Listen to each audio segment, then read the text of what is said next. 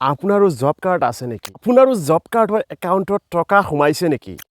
বৰ্তমান আপোনাৰ জব কাৰ্ডৰ একাউণ্টত কিমান টকা আছে? জব কাৰ্ডৰ টকা কোনোবা দলালে মাৰি খাইছে নেকি? কিমান টকা এতিয়ালৈকে সেই জব কাৰ্ডত সোমাইছে কেনেকৈ চেক কৰিব? কিয়নো গৰীব দুখীয়াসকলৰ এইবিলাক কথা কোনেও নকয় আৰু কোনেও জনাব নোখোজে। গতিকে সকলোৰে সুবিধাৰ বাবে আজিৰ এই ভিডিঅ'টো লৈ আহিছোঁ। ঘৰত বহিয়েই এতিয়াৰ পৰা আপোনালোকে হাতত থকা মোবাইলটোৰ পৰা চেক কৰিব পাৰিব আপোনাৰ জব কাৰ্ডত আজিলৈকে কিমান টকা সোমাইছে, বৰ্তমান কিমান বেলেঞ্চ আছে, কোনো সময়তে চেক কৰিব পাৰিব প্ৰতি বছৰত কিমান টকা সোমাইছে। এই ভিডিঅ'টো আপোনালোকে সম্পূৰ্ণ শেষলৈকে চাব। এতিয়া জনগণৰ সুবিধাৰ্থে ভিডিঅ'টো এটাকৈ শ্বেয়াৰ কৰি দিব। নহ'লে আহক দেৰি নকৰি ভিডিঅ'টো আৰম্ভ কৰোঁ। এতিয়া আপোনালোকক মোবাইলত স্ক্ৰীণত গৈ সম্পূৰ্ণ প্ৰচেছটো দেখুৱাই লওঁ। মোবাইলত থকা যিকোনো এটা ব্ৰাউজাৰ অ'পেন কৰি ল'ব। মই গুগল ক্ৰম ব্ৰাউজাৰটো অ'পেন কৰি লৈছোঁ। ইয়াত আপোনালোকে চাৰ্চত ক্লিক কৰি ইয়াত লিখিব জব কাৰ্ড গ্ৰামীণ লিষ্ট। এই চাওক আহি গৈছে অট'মেটিক জব কাৰ্ড গ্ৰামীণ লিষ্ট। এইটোত ক্লিক কৰিব।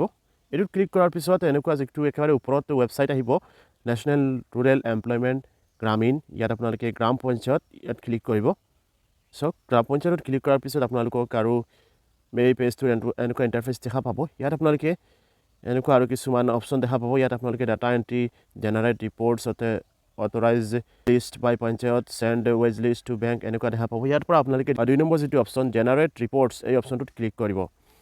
চাওক এই অপশ্যনটোত ক্লিক কৰাৰ পিছত ইয়াত এনেকৈ দেখাব ষ্টেটৰ লিষ্ট দেখাব। ইয়াৰ পৰা আপোনালোকে অসমটো ছিলেক্ট কৰিব। এনেকুৱা পেজটো হ'ল হ'ব। অলপ ইণ্টাৰনেটৰ প্ৰব্লেম হ'ব পাৰে, পেজটো আপোনালোকৰ কেনেকুৱা প্ৰব্লেম কৰিব পাৰে। তাৰপিছত এনেকুৱা দেখাব গ্ৰাম পঞ্চায়ত মডুল ৰিপৰ্টছ ষ্টেট আহিব।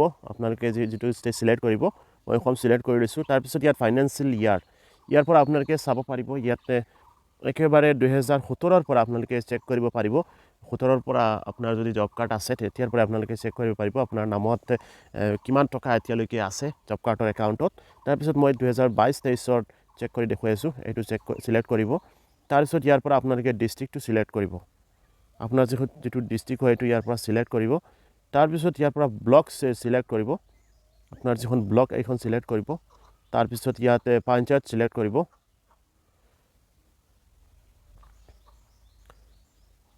অলপ সময় ল'ব পাৰে। তাৰপিছতে পঞ্চায়ত ছিলেক্ট কৰিব। আকৌ ক্লিক কৰিব। এনেকুৱা আহি যাব। সেইখিনি ছিলেক্ট কৰাৰ পিছত আপোনালোকে ইয়াত প্ৰচিড অপশ্যনত ক্লিক কৰিব। প্ৰচিড অপশ্যনত ক্লিক কৰাৰ পিছত এনেকুৱা আপোনাৰ সন্মুখত পুনৰ পেজটো আকৌ খোল খাব। ইয়াত আপোনালোকে আৰু কিছুমান দেখা পাব।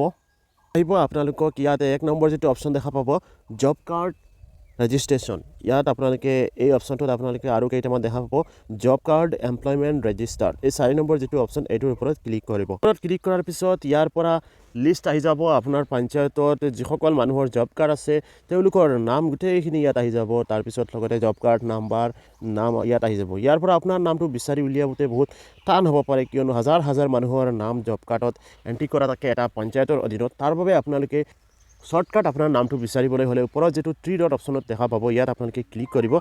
3 ডট অপশ্যনত ক্লিক কৰাৰ পিছত আপোনালোকে ইয়াৰ পৰা ফাইণ্ড ইন পেজ। চাওক আপোনাৰ নাম যিটো সেই নামটো ইয়াত যদি থাকে জব কাৰ্ডত তেনেহ'লে আহিব। তাৰপিছত আপুনি ইয়াৰ পৰা আপোনালোকে ইয়াত গ্ৰীণত ক্লিক কৰিব। গ্ৰীণত ক্লিক কৰাৰ পিছত ইয়াত আপোনালোকৰ জব কাৰ্ডৰ যিটো নাম বা এই জব কাৰ্ডৰ ডিটেইলছখিনি ইয়াত আহি যাব। আপোনাৰ নাম, আপোনাৰ ফাদাৰ্ছ নেম, আপোনাৰ গাঁৱৰ নাম, পঞ্চায়তৰ নাম। যদি এইখন ছেইম থাকে আপোনাৰ গোটেইখিনি ডিটেইলছখিনিও ঠিক থাকে তেনেহ'লে আপোনালোকে ইয়াৰ পৰা চেক কৰিব। যদি এইখন নহয় তেনেহ'লে বেলেগ ছেইম নামৰ যিখিনি আছে সেইখিনি আপোনালোকে এটা এটাকৈ চেক কৰি চাব।